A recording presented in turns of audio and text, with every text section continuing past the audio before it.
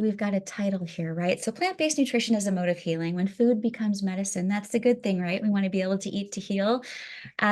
I've got a lot of things on here for you. So some of this is really going to hit home, I think, and it's kind of what I'm hoping for. Now, we're going to just jump to the next one as a full introduction about me. Oh my gosh, my slides are all messed up. Wow. Okay, we're going to go again right now, and I hope you can see all of this. We might have to use a sidebar because the view is actually... That looks good. Okay, so this has happened before where I have to jump ahead and I have to go backwards again because it's not showing all the words. I'm not really sure what that's about. So here we go. Yes, I'm a nutrition consultant. I'm an indoor cycling instructor. I'm a public speaker. I do a lot of different things. The big one for you guys tonight to know is that I've had type 1 for over 31 years. I just hit that number. I don't know my diagnosis date, but it's somewhere just before Halloween. So here we are. This very well could be my 31st year today.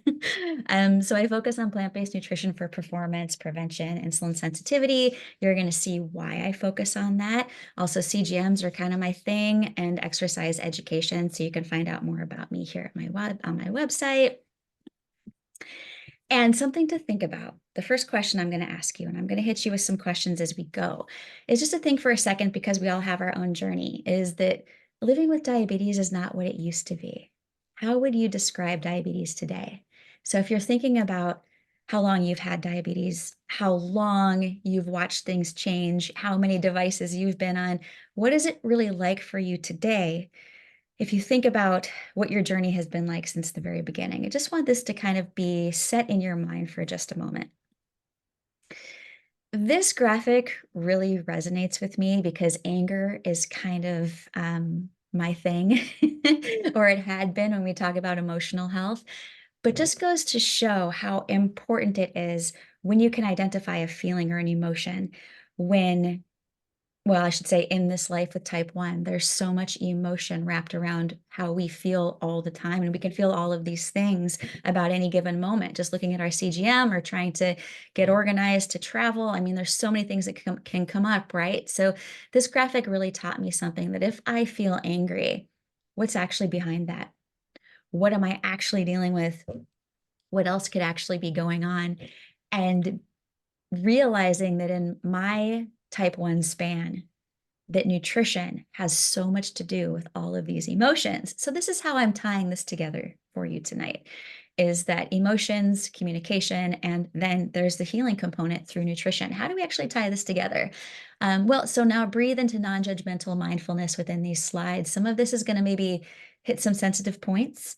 And that's kind of what we're looking for. Once you tap into some of these spaces in your body and within your mind, you can start to do something about it. You can start to examine it a little bit deeper. So acknowledging and sitting with the topics that resonate with you. Then we're going to journey into a connection with the emotional health to the words we actually use regarding diabetes, like how we talk about it in general and how we talk to ourselves about diabetes, so self-talk, and then recalling that personal experience related to nutrition since diagnosis. There's a lot of loaded experience probably within that time frame. And examine the source of healing and the long-term process.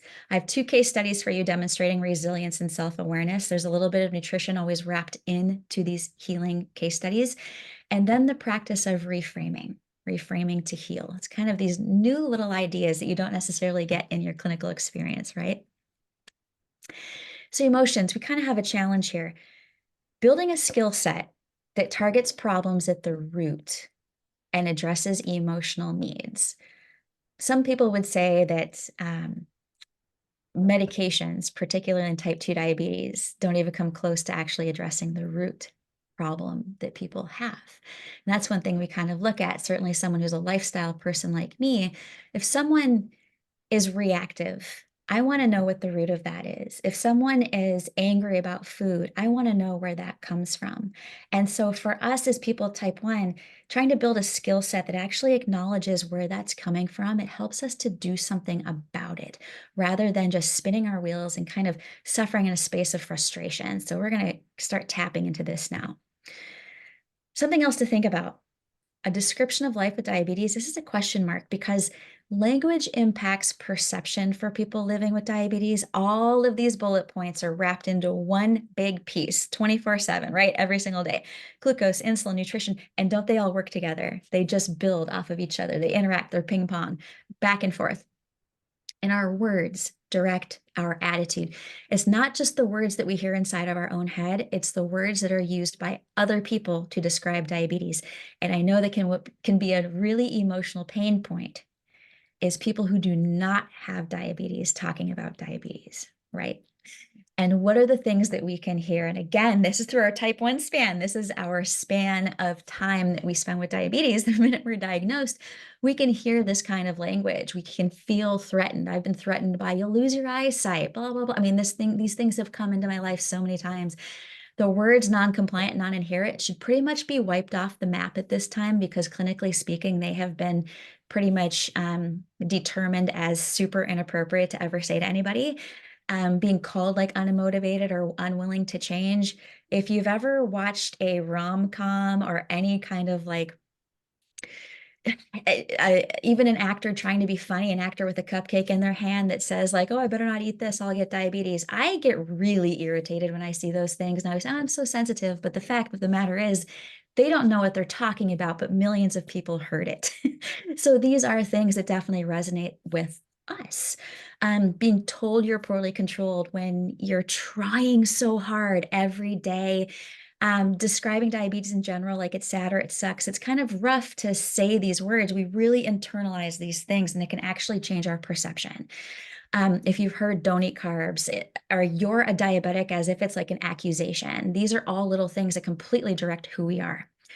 Diabetic food, diabetic education. These are little things that have actually started changing because the diabetic diet isn't a thing. It really doesn't exist, but it's been coined a term, clinically speaking, that makes us different than regular people or the rest of the population. And it really isn't fair. So here's some other questions for you. Do you feel like your thoughts direct your attitude? And how might the way you talk to yourself reflect outward to those around you?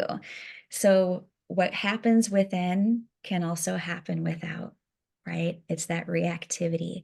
And type 1 can definitely be a life of reactivity. And I want to tap into disconnects in communication between people with diabetes and clinicians because this is a very real world, right? Feeling misunderstood. We internalize that.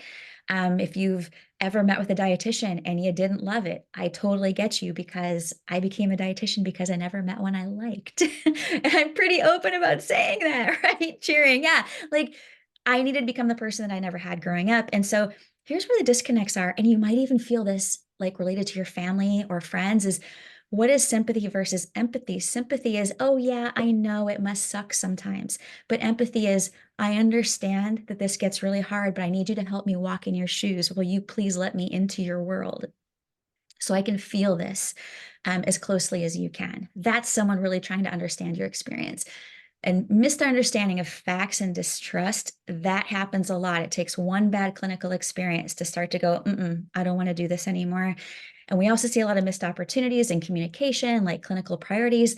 They walk in clipboard first and they don't make eye contact. If you've ever had moments like that, instead of, hey, how are you? Tell me about your life, having this very personal connection because this is very personal to us.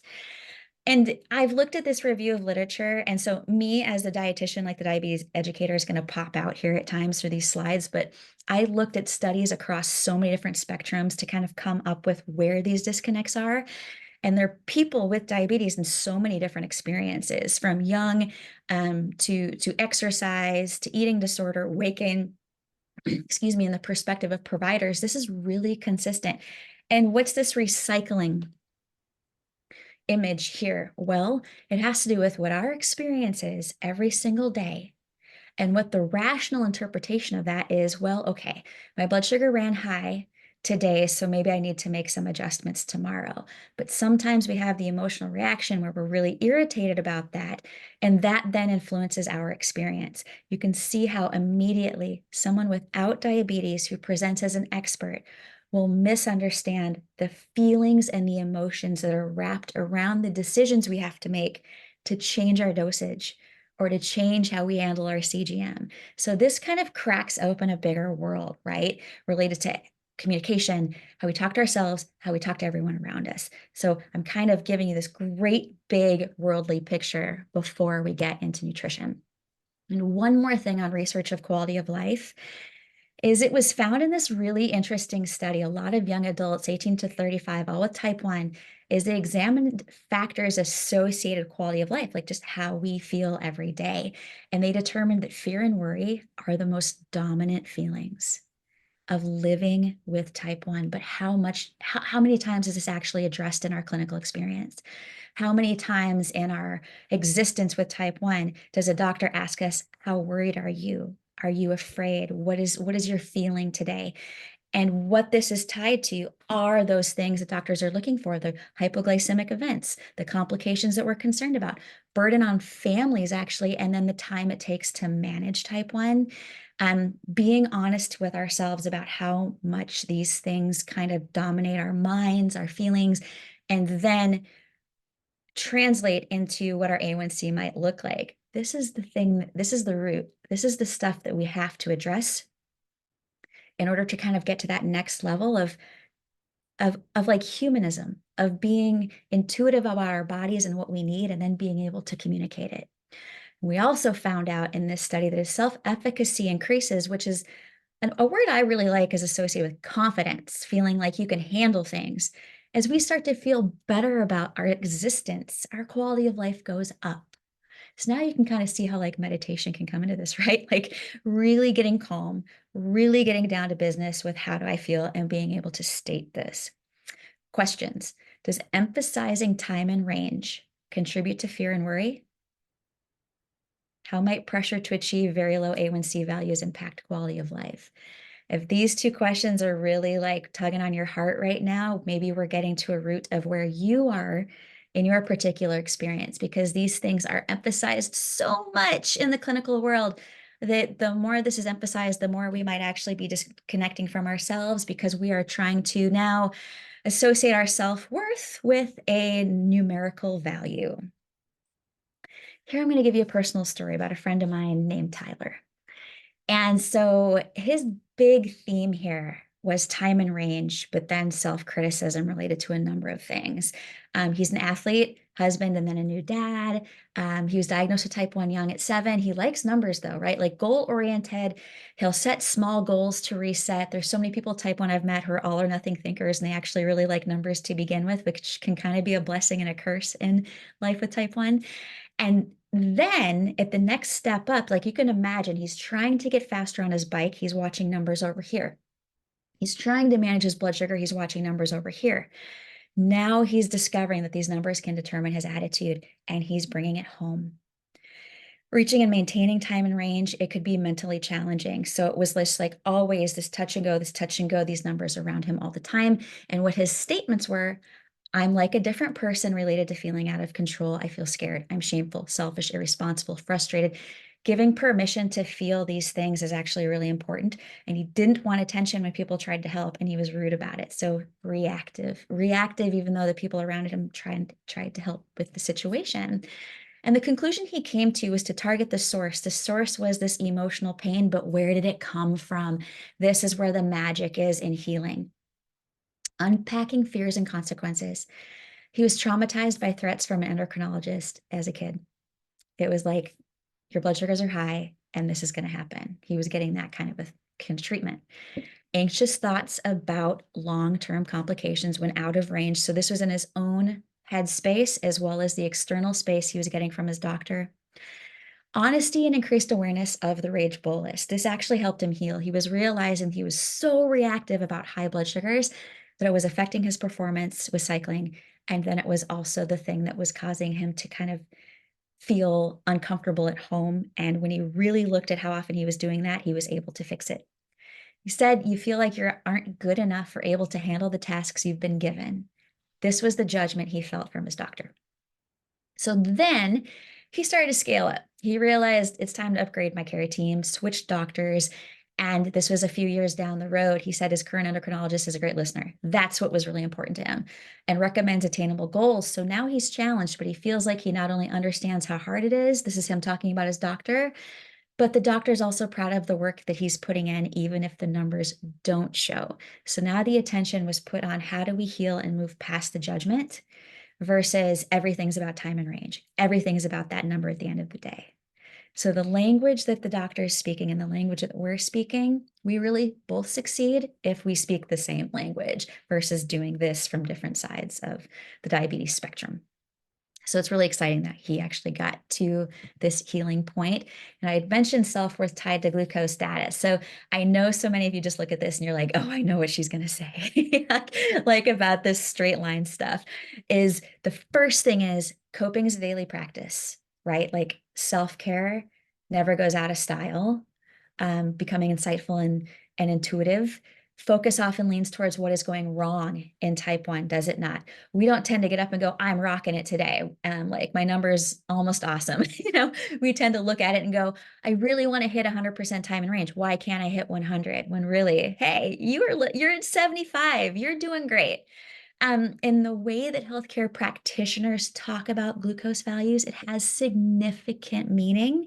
It's what we internalize, even if we think we're fine with it. The words that are used to describe what our glucose looks like is like the most sensitive internal thing that you can ever come up with.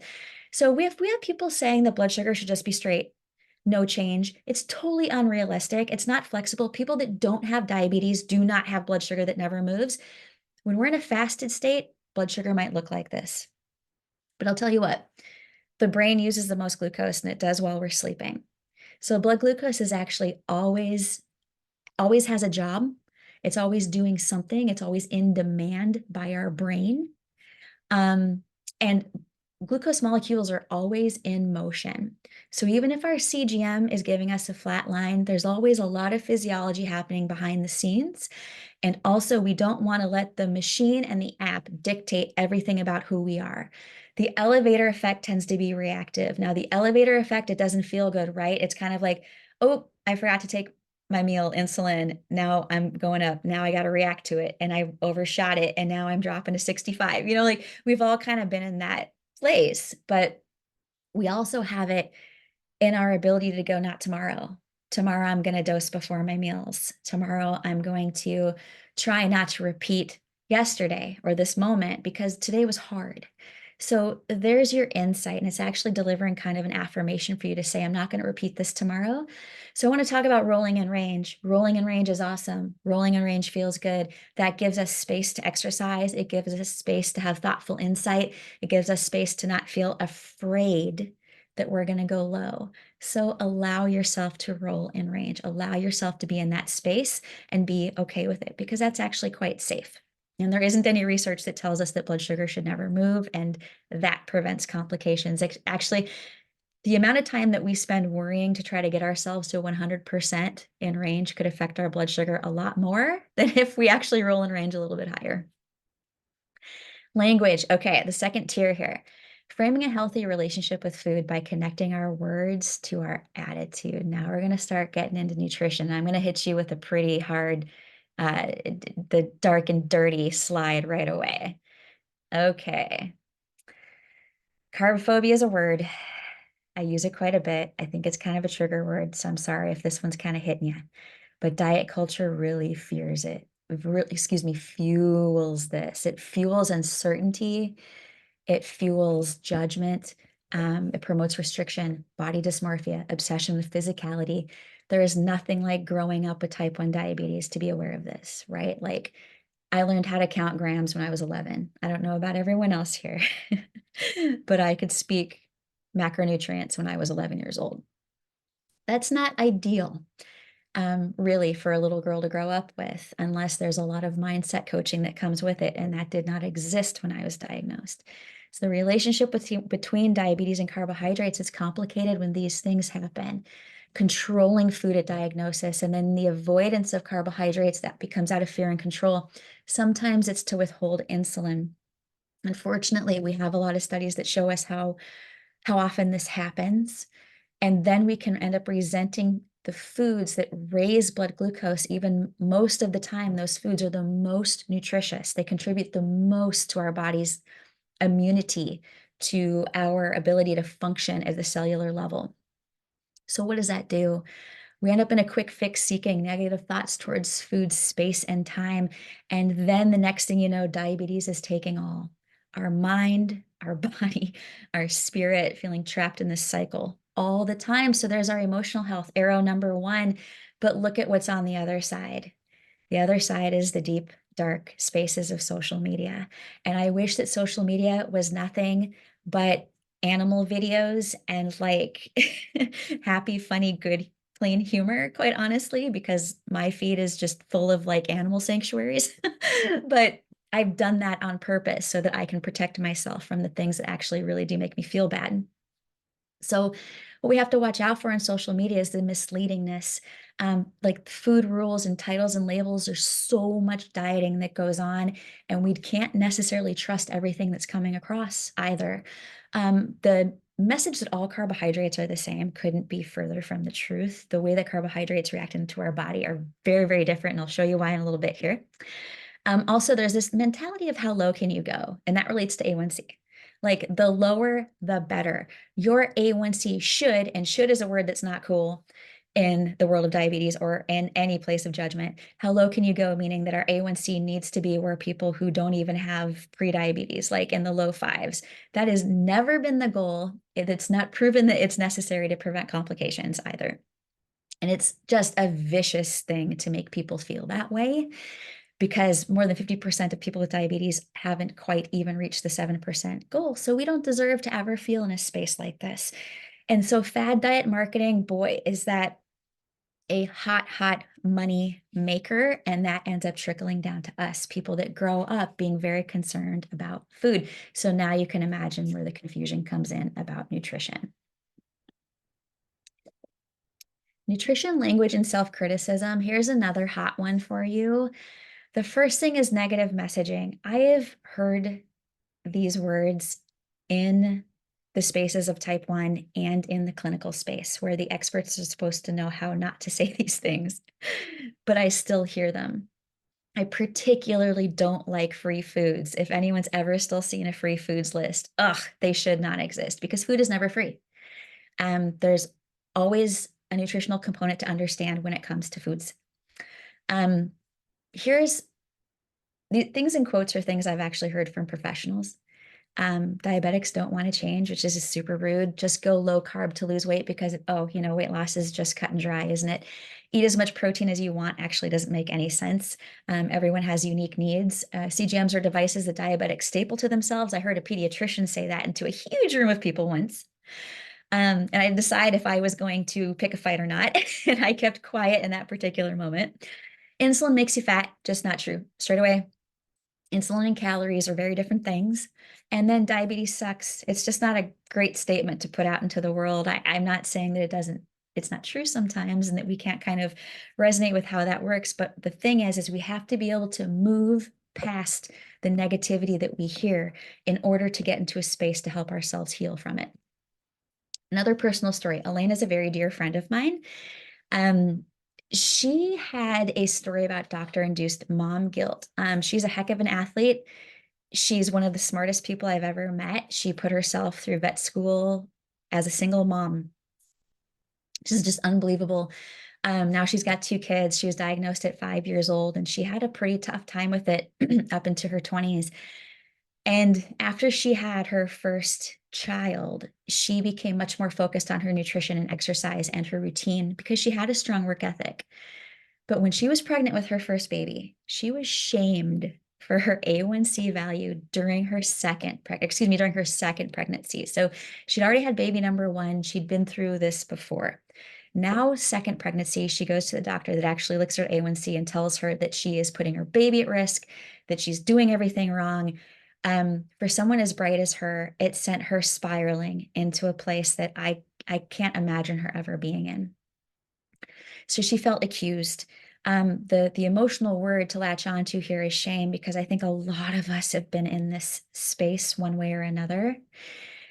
And she didn't have it in any clinical guidance. So what wasn't fair was that she was being put in a position to feel bad, but then it was just go do better. She didn't feel like she was getting actually any support to try to fix the situation.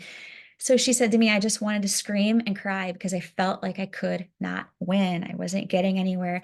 So what did she do? Well, Elaine used emotions as a motivator, emotion as a resource. In this case, it was rage. I tell you, as an indoor cycling instructor, I totally understand rage. Like I said, anger is my thing, or it was. Being able to channel it into something positive, that is where the magic is. So, Elaine, I was lectured. I was furious. What did she do? She figured out a way to let the rage out. It had a purpose. So she kept in motion. She kept running and tracking some of her foods and tracking her insulin, really getting a good picture of what's going on. If something's going wrong, where is it? And she would make adjustments on her own, but she never let herself get into this shaming space because she knew she was doing as good as she could do. So she let that rage out on long runs, and she completed a half marathon at 8 months pregnant. Now, I'm not necessarily recommending that, but if you ever meet Elaine, you will know she's the one. I met her in spin class, and I realized she had type 1 diabetes because she was eating fireballs when her blood sugar dropped. So if you know anyone who like eats fireball candy, that should tell you something about her incredible personality. So to talk about reframing self-blame, mindset coaching can be done to yourself.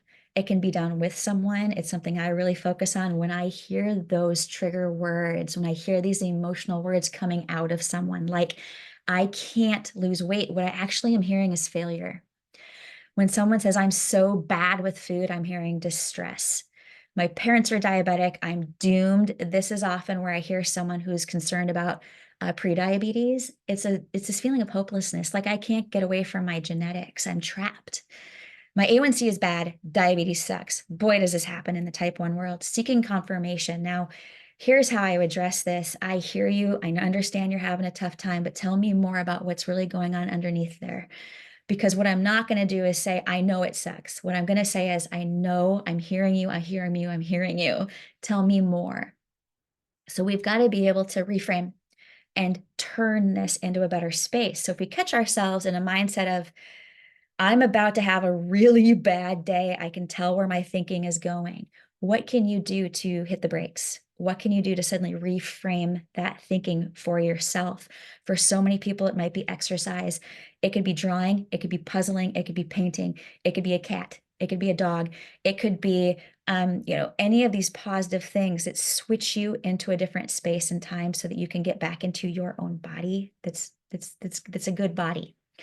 So negative language drives poor outcomes. Jane Dickinson is kind of the leader in what language and communication is actually doing to us, what it's doing to our health. When she published this paper, I was like, here it is. Like, it was the one I was waiting for.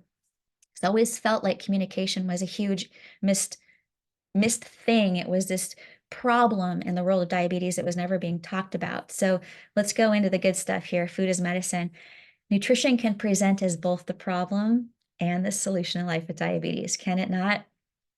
Food over here, it's kind of the scale that we're always balancing. Well, here's something to think about. Is restrictive eating fear-based? And also, what is restrictive eating? What does it mean to you?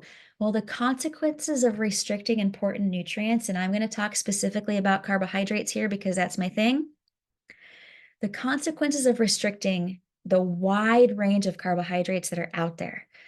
Well, if we're focused on any particular nutrient and we decide it's not good for us, this can lead into preoccupation, deficiencies, and actually insulin resistance. I'll explain that in a minute.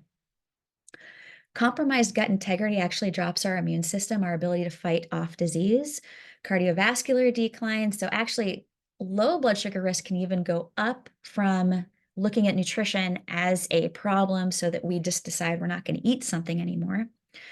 Mental health and, of course, safety around this, like obsession, perfection. Obsession and perfectionism is a big one in the world of diabetes. It's very unique to the way that we live, how we see this difference between, well, here are the numbers and here's what I'm eating and how do I make this a perfect world? It's a balance. It's very challenging.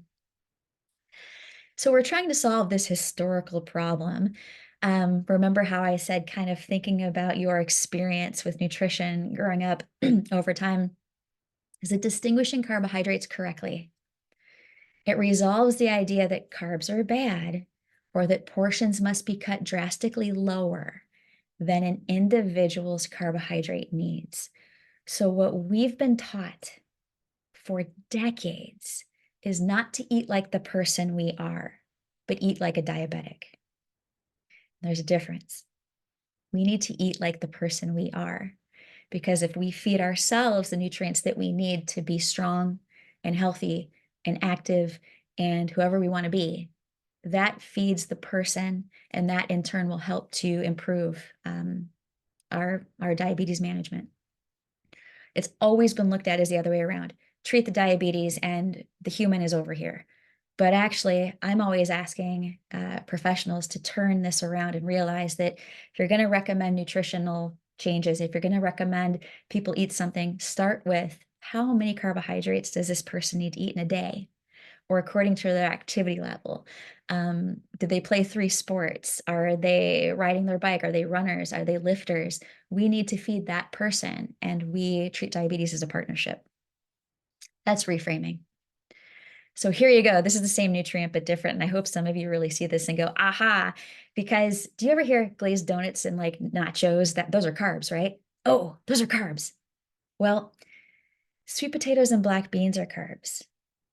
So are they all in the same world? This is the perfect example of knowing that carbs are not the same. They don't do the same thing in our body when we eat them. But the truth of the matter is, most of our pastries, most of our processed kind of not super healthy junky foods, they're fats just as much as they are carbohydrates. They're half fat. And they're typically the kind of fat that causes insulin resistance. And I'll explain that one in a second. I'm going to give you one kind of heavy slide on science. But that's the thing is, we hear this cut carbs thing. And what I'm hearing is you're telling people not to eat vegetables if you say cut carbs. You're telling people not to eat sweet potatoes and black beans if you say cut carbs. Be specific. Are you saying don't eat candy, cookies, and ice cream? Okay, I get it, but let's get into it. Let's dive a little bit deeper into what you're trying to tell me, doctor, if you're telling me to just cut carbs. And this is crazy in the pre-diabetes, type 2 diabetes world of just nutritional confusion, is that we treat carbohydrates like they're all the same, but we never actually hear a authority explaining what they mean by that. So here, now we know. Reframing macronutrients. This is my favorite message to get across, is how many times do we hear eat low carb, eat more protein? It's everywhere. Eat low carb, eat more protein. Well, what is that actually saying to us? Well, eat low carb actually results in people overeating protein and fat, like more than they need. And then they're starting to get less nutrients in the vitamins and minerals that they get from plants exclusively. Portions of fat and protein become undetermined too. Like, we still need protein and fat, but now we have no idea how much we actually need for our specific body. I see sugar cravings increasing. And that's when shame sets in. People trying to say, oh, yes, I follow a low carb lifestyle, or I follow the Atkins diet. I was recommended to do this, but my sugar cravings are through the roof and I'm cranky. Well, that's because you're depriving yourself of nutrition that you actually need. So let's balance this out. That's what the confusion is. Vegetables are carbs. You got the green light on those veggies and the fruit. What does eat more protein actually translate to? Well, people end up eating a lot more meat, a lot more eggs, dairy, and often oil. There's no fiber here. And these foods lead to insulin resistance. It also increases the inflammatory foods, the stuff that doesn't help us fight disease, the stuff that doesn't help our cells kind of like renew, or the longevity of the cell itself. If any of you have seen the Blue Zones documentary about the centenarians living to 100, having a low inflammatory anti-inflammatory lifestyle is actually what helps the body age. So then protein is individually based, as I had said before. If you want to know how much protein you need, we have to look at the person. We don't look at the diabetic. We look at the person to help determine how much protein you need, and then we feed into that. But if we use language like eat more plants and eat more fiber, doesn't this sound more positive? Doesn't this sound like it's kind of in this healing frame of mind where we focus on addition rather than subtraction? We focus on quality, color, variety, value. I like to think of food as also positive, like nutrition vocabulary. So like energetic nourishment. That's actually what plants are. Energetic nourishment. It gives us the fuel and the power to lift weights. It gives us the fuel and the power to run far and to actually use our mind. And expanding biodiversity for prevention. There could be thousands of pages of studies on this one because the biodiversity inside of us is what we're actually trying to heal. We're trying to enrich it. And when we enrich that, our blood sugars are improving, our mindset improves, circulation improves, cardiovascular health improves. And identifying these fiber-rich foods, well, very simply put, the ones that don't have any aren't giving us nearly as much nutrition as the ones that do. This is how you start to think about carbohydrates differently as you associate carbohydrates with fiber. Where there isn't any fiber, there isn't necessarily a healing component in the same properties as what fiber can give us. So the beans, the pulses, veggies and lentils, and like I'd mentioned before, the pastries, they're made from a mixture of this flour and water with a high fat content. So there's our language check. It's like, oh, cut carbs. No, hold on. My new word now is I need to eat more foods that are whole, plant foods that are rich in fiber. Slowly but surely, letting these enter into your diet, if you've kind of been in this carb cutting, carb phobic world, is what's going to help to give you more nutrients than perhaps your body had ever absorbed in a low carb state.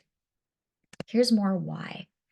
This slide is very, very packed. I'm going to simplify it down as far as the evidence for prevention and protection. I always want to like kind of give you more if you want to dig in, if anybody really loves the science. But basically, what we're saying here is number one that you see listed, fiber-rich foods. If you read that arrow across, it's the main source of this thing called short-chain fatty acids. The short-chain fatty acids are what break down to all of this biodiversity in the body. We don't get short-chain fatty acids from anything other than carbohydrates.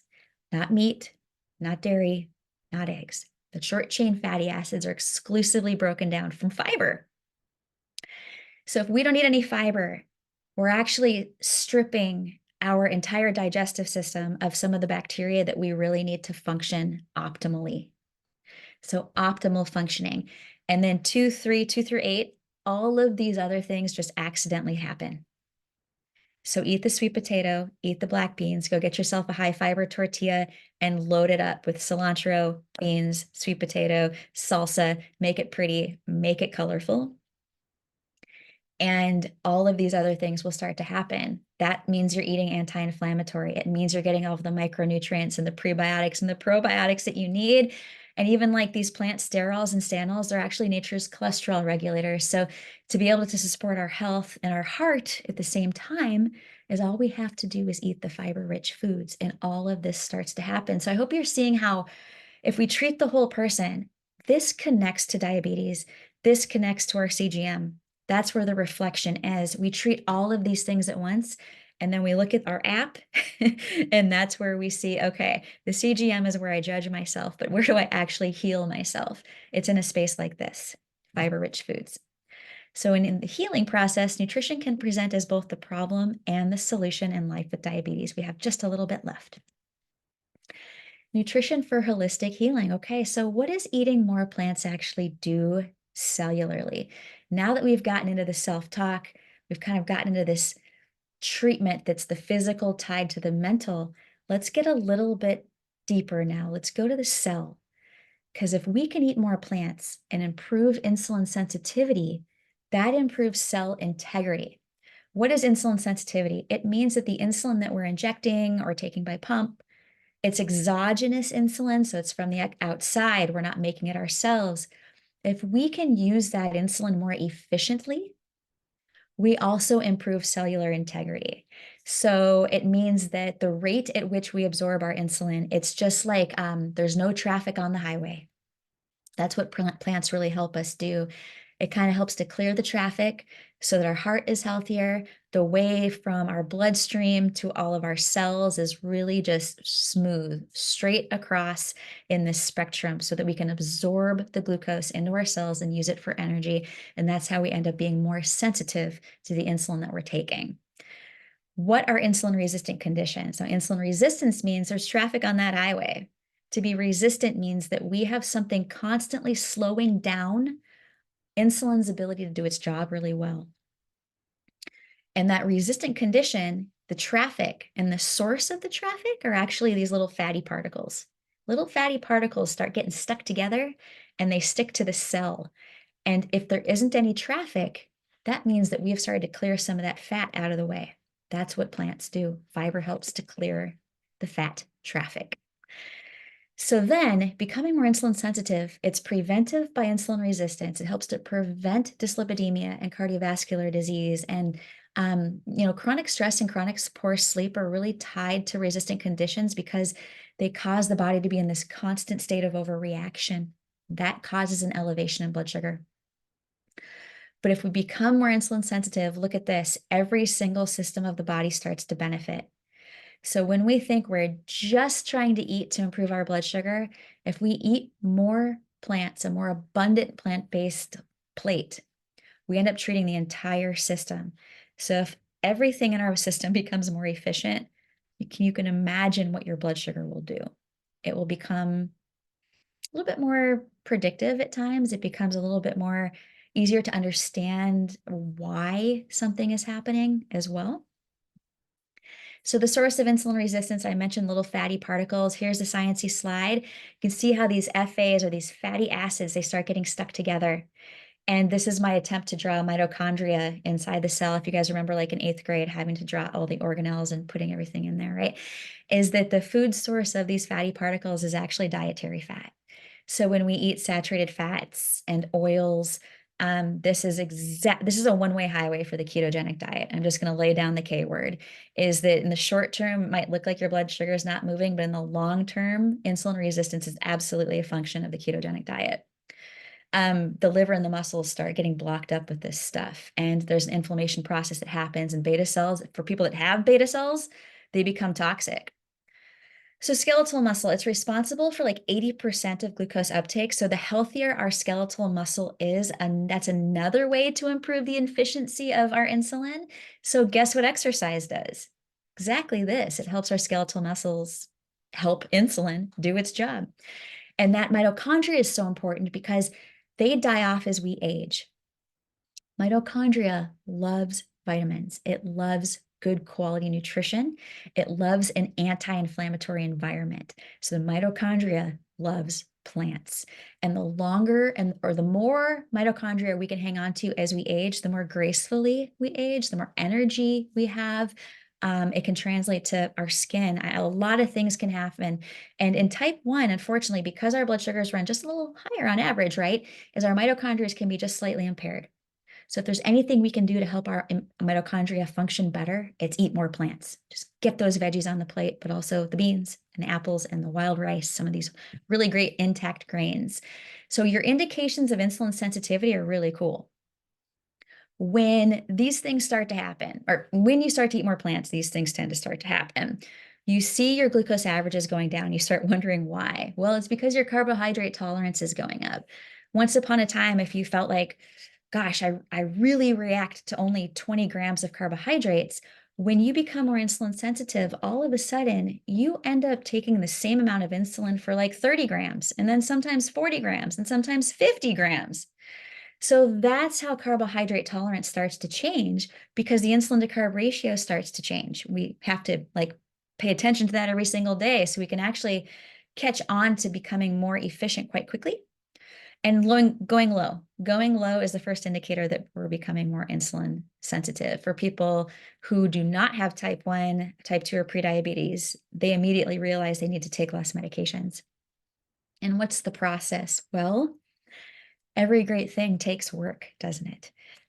We don't just get this by hoping for it, but we do get it through being positive. We do get it through thinking about how can we take action. How can we do it through nutrition, through the activity, through stress reduction? It's not just diet and exercise. It's going to be that next outer ring that a lot of people have really struggled to pay attention to, and that's going to be stress and sleep.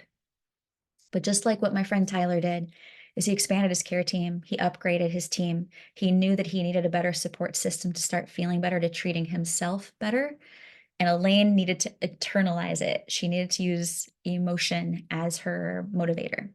So targeting the source of resistance, the source could be the emotional point. The source in a scientific term is actually the fat. That could be the nutritional piece that you pay attention to. So there's a lot of different processes here that are good, active places to start. And you don't have to do all of it at once. This isn't an all or nothing thing. This is knowing that there's all these little steps I can take to heal. And they're all going to help me contribute to this path of insulin sensitivity that helps me in the long run. So even in the face of anger, fear, or loss of control, we keep going, don't we? This is kind of the only choice that we have. We've got to tap into our attitude, where the physical and the emotional actually come together, which is like the best way to start thinking about a meditation coming up. So the final slide is ingestion is connection. Nutrition tends to be a part of everything, right? It's kind of, we're approaching the holidays. So keeping in mind that food connects us in so many ways, even digitally. You were saying I just met Peter in person over the summer, but I've known Peter for, I don't know, 2 years or something. So like we are connected very much in this way, and we can help each other heal too. And sometimes the core of that is through nutrition. So if you make a great plant-based meal, please do share it with someone.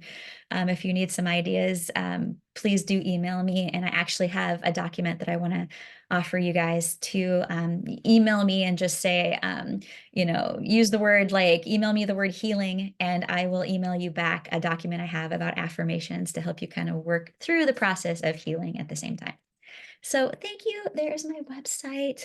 I hope you can see that, or you can just email me straight away. Okay, after all of that screen share drama, I'm hoping that I can just hit escape and then we will be in a good spot. How are we doing? Escape again, perhaps? We're still viewing your screen, Lauren. But I think we're doing good. Yeah, there we There go. we go. Cool. And Lauren, there were some questions in the chat. Oh, good. So if we can just pull those up. Yeah, let me open it. Well, thanks. Everyone's still here. Yay. Okay. Let's see. Into fat, let's see, go more in, okay, Megan, go more into fad dieting. Give me some specifics here because we could go into it all day. We could workshop it for a week. Thank you so much, Lauren. That was just You're amazing. welcome. I had no idea it was going to hit me the way it did, and you start to finish. I will say I have some differing views on the whole diet thing. And long story short, I am on a low carb diet at the moment. So I just like to actually, I came up with a different question, if that's okay. Yeah, of I'm course. know like what your process food journey wise was like between growing up the standard way to today, like the low fat plant-based diet, because I am trying to reopen my mind to the whole spectrum. Like I did just have my most recent A1C at 5.1. Never thought that in my life. With time and range 90%, I am a crazy person. So like and just out of this world, never thought of it. So it's hard to be open-minded, I guess. Yeah, I'll stop talking. No, I think you're, no, and that is, I appreciate that because we are all in our own spaces. And we also then have to think about like, what did I have to do to get into this space? Am I happy with this? And that's kind of the evolution of who we are and how nutrition works. But are you asking how I kind of came into where I am Yeah, and with it? why? Yeah, Like well, assuming you don't like work with people low carb well, plant. well, like I said, I often will find out that when people think they're eating low carb, I realize that actually you're not if we count all the veggies you're eating. Like the thing is, it sometimes isn't always what it seems. That's kind of where I am with that with anyone that I meet. But I think it had dawned on me that like I had been recommended to eat cheese sticks and sugar-free Jello and beef jerky as a meal. And that's not really healthy for anyone, like American cheese that you can kind of rubbery stuff, right? Um, and the things that I was told would be okay but yet my A1C was not pretty. And what was worse is how I felt about myself. I looked older when I was 21 than I do now. And I'm not 21 anymore. And I realized that, again, mind-body connection. There were a lot of things that just were not working out very well. And I decided I just plain up needed to eat more greens. I needed to eat more vegetables. I just was not eating the things that everyone says are healthy. I couldn't remember the last time I ate fruit. I had a lot of food fear. And so if you have food fear and you find that low carb eating works for you, that can be one pathway. I had food fear and I knew that my history was constantly being told that carbs were bad. So there was something I had to heal there, realizing that, but I want to eat like potatoes. I want to have beans in my burrito. I don't want to be afraid of these foods. So how do I fix this? And so I gradually just started to eat more greens, but overnight I stopped eating meat. And within a couple of weeks, my blood sugars, I had so many low blood sugars, it was unbelievable. And I had cut my insulin in half within a couple of months. So the inflammatory reaction in my body from eating all that saturated fat once upon a time between cheese and meat was harming me. And I had evidence of that. Then I decided to go to school to become a dietitian. And I had such a chip on my shoulder because I thought, you know what I'm going to be taught? I'm going to be taught everything that those dietitians already told me.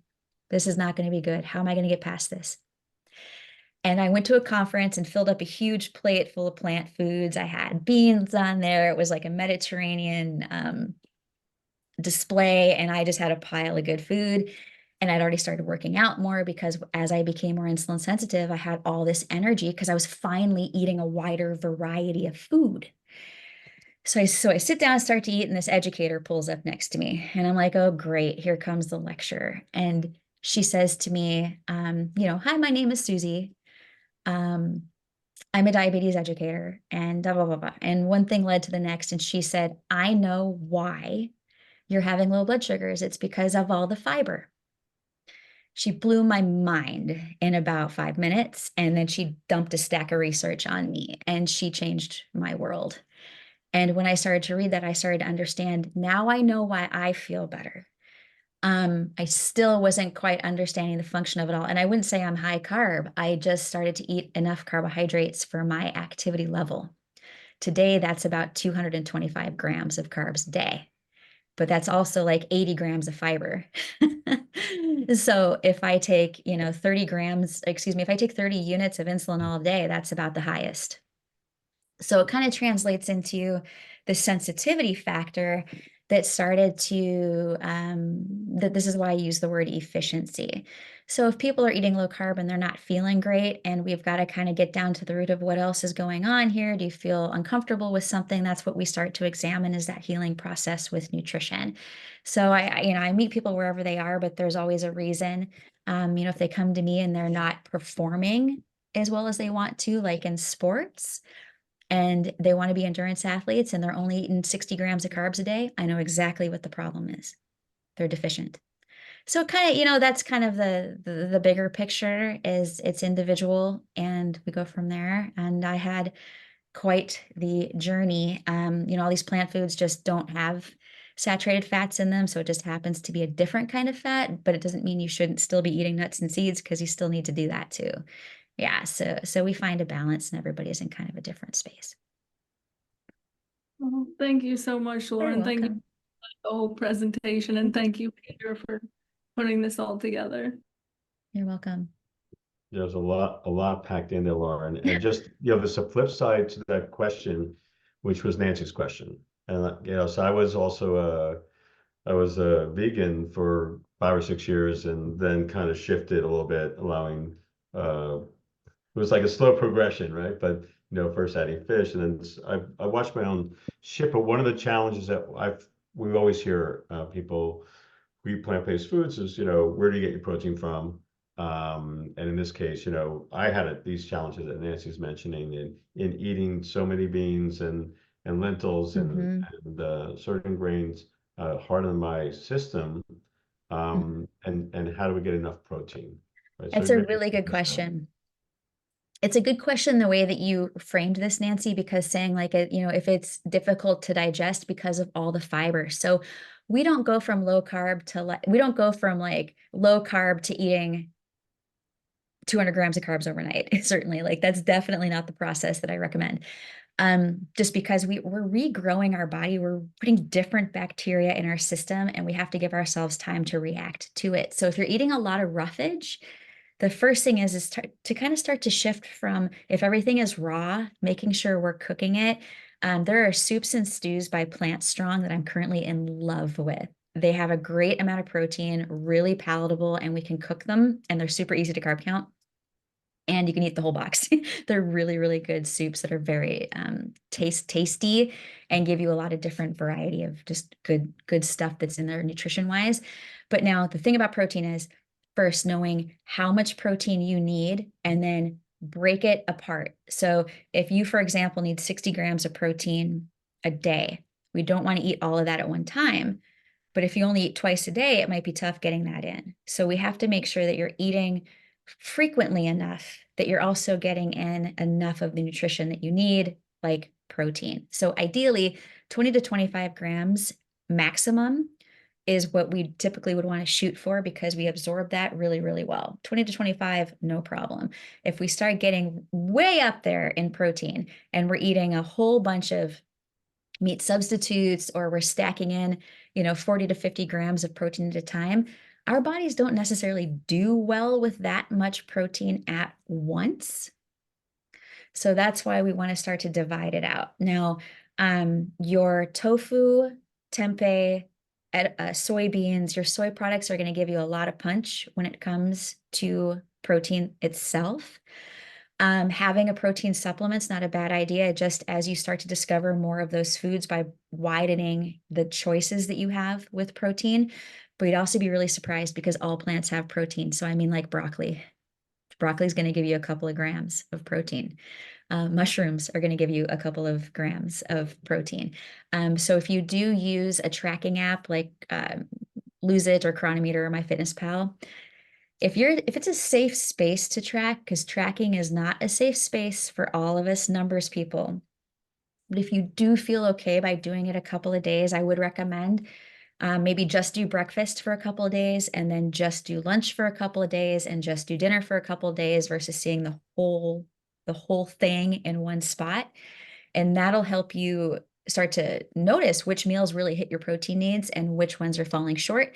And then that will help you add more to those meals that are falling short. So if it ends up being a protein supplement you need, you'll figure out that, oh, you know what, I'm going to kind of need to add like a nice little smoothie for breakfast.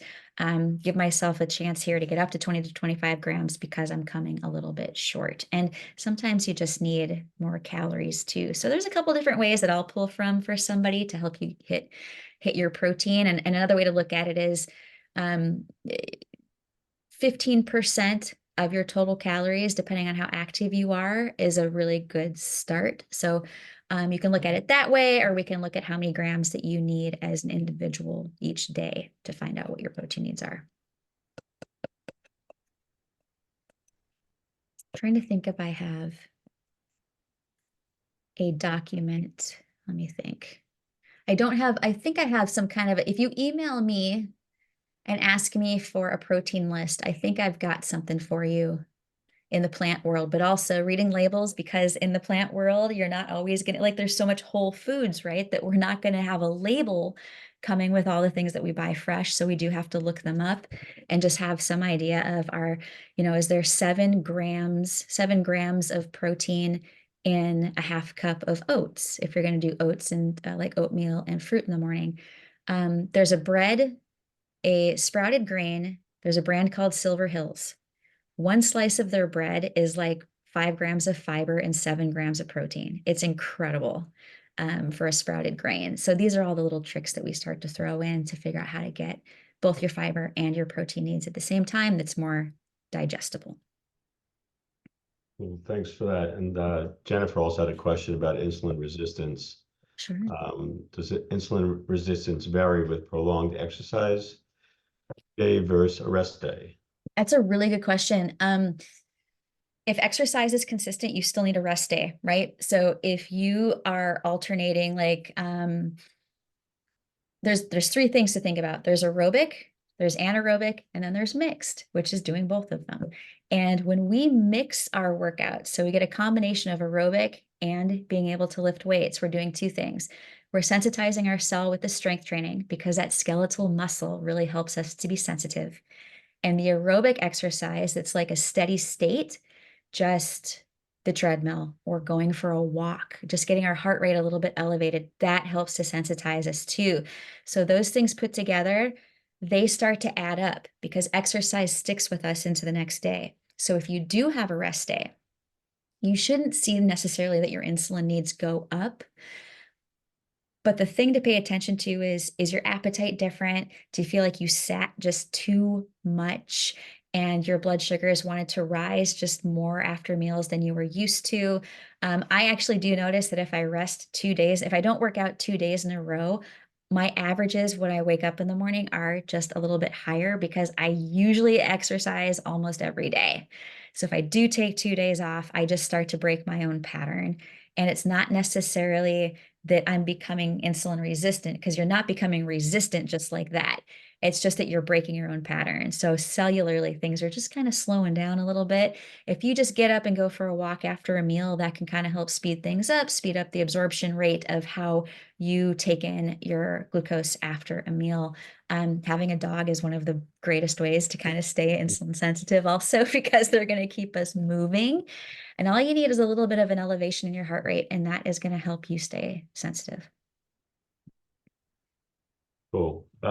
Just checking if there's any other questions. So I want to be aware of the time. Also, because we went over a little bit, and it's really fascinating for me the way you framed the conversation in the beginning, because there's a lot of fears associated with our diet, and I love how you talked. We shouldn't be focused on eating like a diabetic, but fueling what we need, and it's a huge shift for me also. And I think personally, I've moved away from some of this in my life, and I think that I'm experiencing insulin resistance now, which I didn't really have when my diet, I would say, was more personally cleaner, and I felt good about that. So it was a little bit eye-opening for me. So I don't know if there's any other questions that anyone had, and Oh, Leilani, it looks like, let's see here.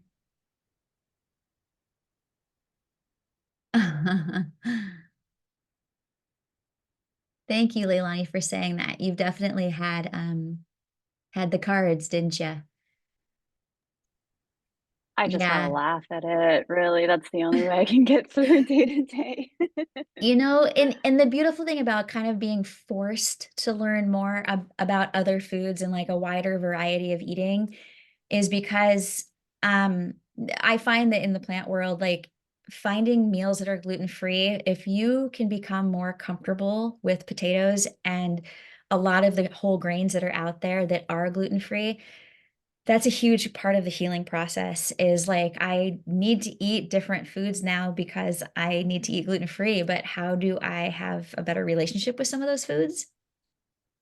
And then to have a soy allergy too, is you could probably run your own little workshop here on protein and teach us all something pretty interesting. Oh goodness, I have a lot of stories of like what not to do, and then just kind of trial and error and see what happens. So yeah, it's been a journey. When I first became vegan, I know I didn't do it right at all. I was never like a junk food vegan at all, but there was no balance. I know that for sure. So, that just kind of came with age and time and trial and error and all that good stuff. But everything you shared really helped re-inspire me again. This is a never-ending journey for all of us, and some days are easier than others, and some days are way more challenging than others. So yeah, just getting a boost of inspiration is very much appreciated. So thank you so much. You're welcome. I know I gave you guys a lot of info. I thought I would have been done earlier than I was. So I'm sorry if this got too late and everyone's passing their bedtime at this point. It was perfect. And Laura, we'll have to figure out how to get you back. I know we're talking about the exercise, but I think it's a lot of information here. It's a valuable